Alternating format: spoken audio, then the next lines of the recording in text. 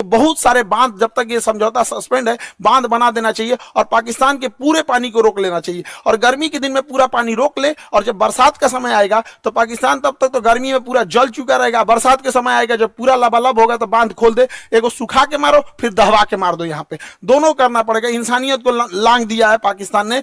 देखिए, राक्षसों के साथ राक्षस जैसा ही व्यवहार करना पड़ेगा। और दूसरी भैया, हमारे खुफिया एजेंसी वाले लोग, चाहे आईबी हो, रॉ हो, सीबीआई हो, एनआईए हो, कुछ तो करो भाई। हमेशा पुलवामा हुआ, तुम लोग को क्या कैसे बोले यार, कैसे? अभी देख रहे थे बलूचिस्तान में हुआ था, एक नॉर्मल आदमी समझ रहा था उसका रिटिलेशन होगा।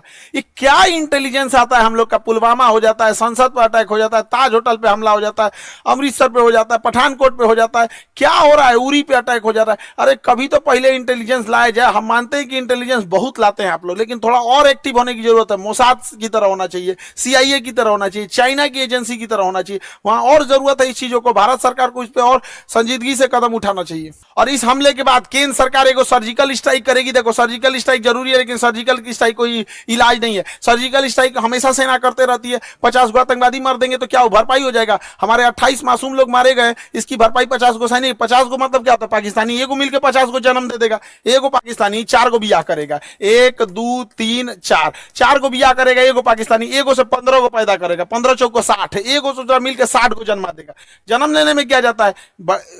सुअर भी एक साथ 16 को जन्म दे देता है। इन चोटों को क्या जाता है? आप क्या लगता है सर्जिकल स्ट्राइक से इलाज हो जाएगा? नहीं, सर्जिकल स्ट्राइक इनका इलाज नहीं, इनका ठोस इलाज करना पड़ेगा। 24 करोड़ लोग हैं पाकिस्तान में। जब 24 करोड़ को समझ में आएगा ना, तब ये होगा। इन सब भूखे प्यासे मार देना चाहिए, नेवल ब्लॉकेज करना चाहिए। पूरे भारत के लोगों से कहते हैं अपनी सरकार पे इस बात दबाव बनाया जाए, ये पाकिस्तान है, इसकी जो नौसे यहाँ पर इसकी जो नेवी है यहाँ पर ये वाला समुद्र में, यहाँ नौसेना लगा के ब्लॉक कर दिया जाए। अगर हम नेवल ब्लॉकेज कर देते हैं तो इसकी पूरी सप्लाई लाइन कट जाएगी। पाकिस्तान कहीं से सप्लाई नहीं दे पाएगा नेवल ब्लॉकेज होने की वजह से। और पाकिस्तान के बाद जो पेट्रोलियम भंडार है बस 9 दिन का है। 9 दिन के बाद इसके पास पेट्रोलियम खत्म हो जाएगा। तो नेवल ब्लॉकेज लगने के कारण इसके पूरा पेट्रोलियम खत्म हो जाएगा। और हम लोग कहीं ना कहीं ये लंबे समय तक ऊपर से यहाँ पे सिंधु जल समझौता सस्पेंड करके नीचे से नेवल ब्लॉकेज कर दे। और दूसरा क्या है कि आतंकवादियों को कहते हैं कि तुम लोग धर्म का नाम लेके यहाँ पे जो आतंकवादी घटना करते हो, यहाँ के रहने वाले लोगों को क्या होगा? और मुस्लिम समाज से कहते हैं कि एक अभी जो जुमा का दिन आ रहा है, फ्राइडे के दिन,